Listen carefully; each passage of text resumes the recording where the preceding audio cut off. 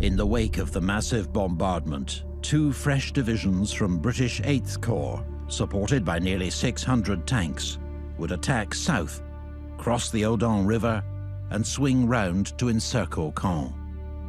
Supporting attacks would be made by the Canadian 3rd Division at Carpiquet Airfield and 49th West Riding Division towards Roré.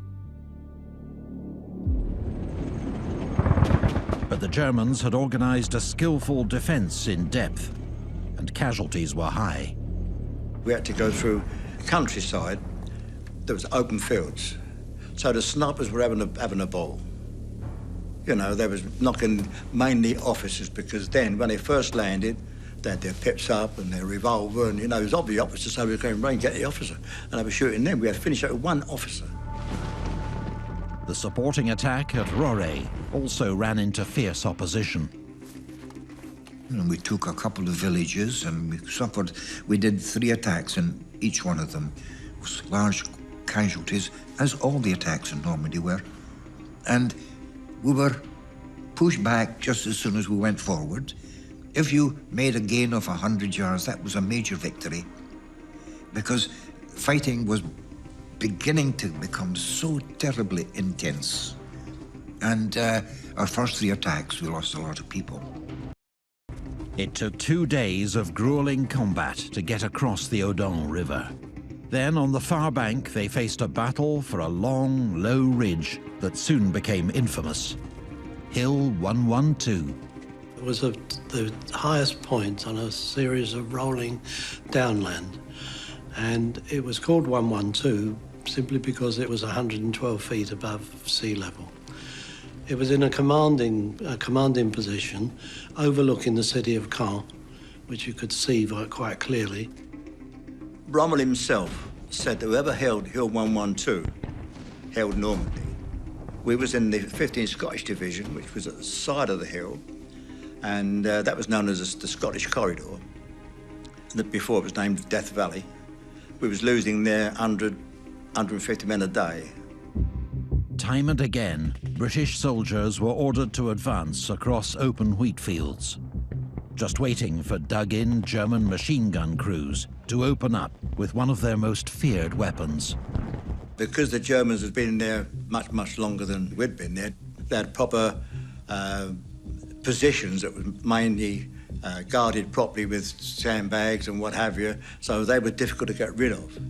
And their machine guns was knocking our blokes out right, left and centre. The British were up against the devastating MG-42, nicknamed Hitler's Zipper. There was no let-up for the Germans. The next day, Montgomery launched Operation Jupiter. This time, the 43rd Wessex Division would attempt to capture the strategic Hill 112.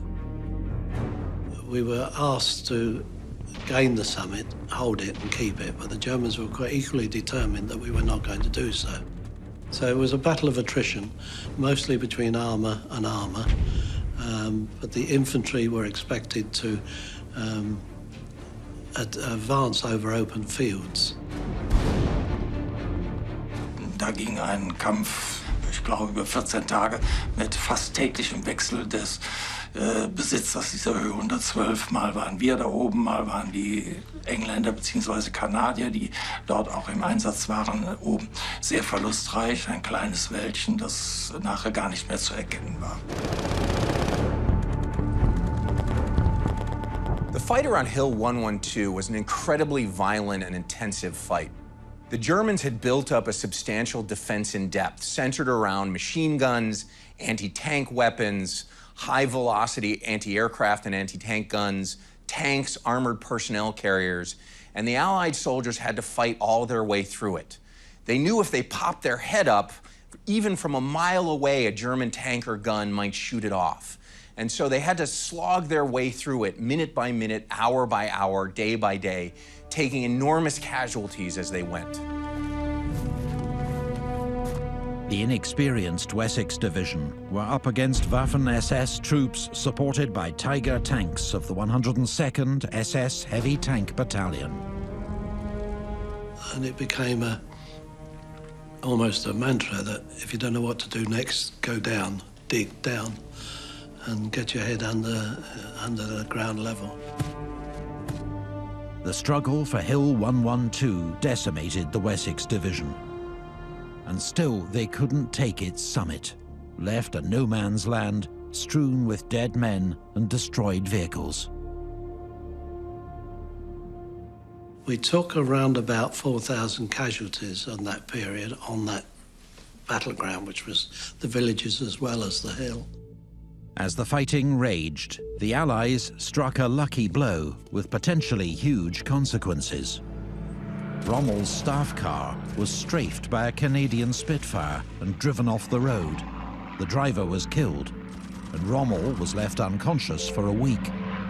The consequences of that are severe, because Rommel had been the driving force in the defense of northwestern France, behind the establishment of defensive positions, and of course he had a very clear view of how he wanted to fight the Allies, because he'd fought them before. The moment he's wounded, the German command structure is not really thrown into disarray, but one of the big problems is that the commander, von Kluge, basically now has to double hat. And not only is he now responsible for the conduct of all the force in northwestern France, but he also takes over Rommel's position as well. He becomes an extremely busy man, you might say. And his way of fighting differed quite severely from the way that Rommel wanted to fight. With German high command in confusion, cautious, methodical Montgomery planned a final push on Caen, one which he declared would lead to the long-awaited breakthrough. But for Allied infantry and tank crews, the fighting would be as brutal as anything they'd faced yet.